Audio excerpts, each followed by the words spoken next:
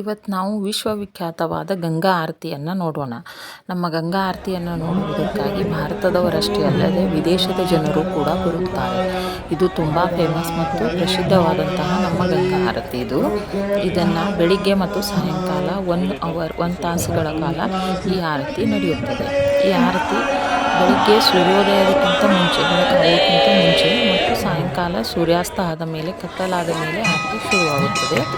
ಆದರೆ ಇದರ timing fix ಇರುವುದಿಲ್ಲ. ಮಳೆಗಾಲ, ಬೇಸಿಗೆ ಕಾಲ ಮತ್ತು ಚಳಿಗಾಲದಲ್ಲಿ ಸೂರ್ಯಾಸ್ತ ಕತ್ತಲೆಯ ಸಮಯವನ್ನು ನೋಡಿಕೊಂಡು ಟೈಮನ್ನು ಫಿಕ್ಸ್ ಮಾಡಲಾಗುತ್ತದೆ. ಈಗ ನೀವು ಗಂಗಾ ಆರತಿಯನ್ನು ನೋಡಿ.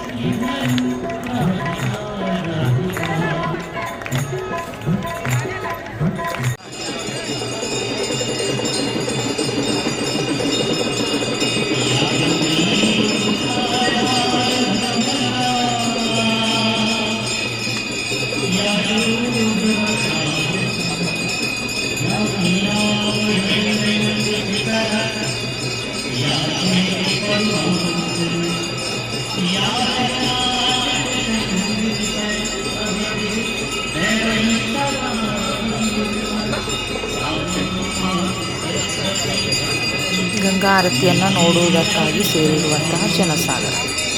ವಿಡಿಯೋ ಇಷ್ಟವಾದಲ್ಲಿ ಸಬ್ಸ್ಕ್ರೈಬ್ ಮತ್ತು ಲೈಕ್ ಮಾಡುವುದನ್ನು ಮರೆಯಬೇಡಿ.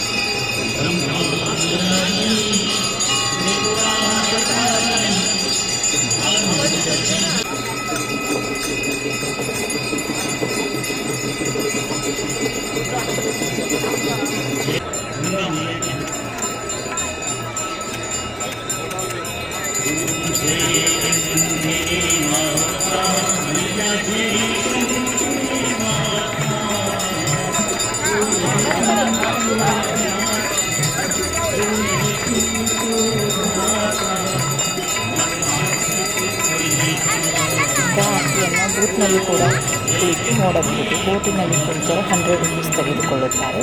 ಸ್ವಲ್ಪ ಸಮಯ ತೋರಿಸಿ ಆಮೇಲೆ ಕರೆದುಕೊಂಡು ಹೋಗಿಬಿಡುತ್ತಾರೆ. ಆದರೆ ಇಲ್ಲೇ ನೆಲದಲ್ಲಿ ಕುಳಿತರೆ ನೀವು ಎಷ್ಟೊತ್ತು ಬೇಕಷ್ಟೊತ್ತು ಹೊರವರೆಗೂ ಕೂಡ ನೋಡಬಹುದು. ಬೋಟ್ಗಳಲ್ಲಿ ಸ್ವಲ್ಪ ದೂರದಲ್ಲಿ ನಿಲ್ಲುತ್ತವೆ. ಕೆಲವೊಮ್ಮೆ ಸ್ಥಳ ಸಿಗುವುದಿಲ್ಲ, ಹತ್ತಿರ ದೂರದಿಂದ ನೋಡಬೇಕಾಗುತ್ತದೆ. ಆದರೆ ಇಲ್ಲೇ ಸುತ್ತಲೂ ಕುಳಿತರೆ ನಿಮಗೆ ಚೆನ್ನಾಗಿ ಗಂಗಾ ಆರತಿ ಸಿಗುತ್ತದೆ. ಇಲ್ಲೇ ಕುಳಿತು ಕೂಡ ನೋಡಬಹುದು. ಇಲ್ಲ ಬೋಟಿನಲ್ಲಿ ಕುಳಿತು ನೀರಿನಲ್ಲಿ ಗಂಗಾದಲ್ಲಿ ಇದ್ದು ನೀವು ಆರತಿಯನ್ನು ಕೂಡ ನೋಡಬಹುದು.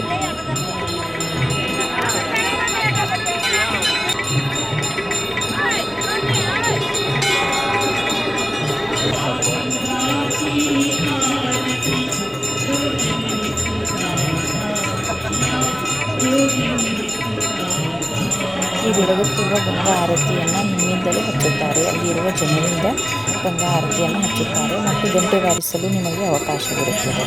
ಅದು ಎಲ್ಲಿ ಕುಳಿತರೆ ನಿಮ್ಮಿಂದ ಸಾಧ್ಯವಾಗುತ್ತದೆ ಅನ್ನೋದನ್ನು ನಾನು ಮುಂದಿನ ವಿಡಿಯೋದಲ್ಲಿ ತೋರಿಸುತ್ತೇನೆ. ತಪ್ಪದೆ ಮುಂದಿನ ವಿಡಿಯೋವನ್ನು ನೋಡಿ.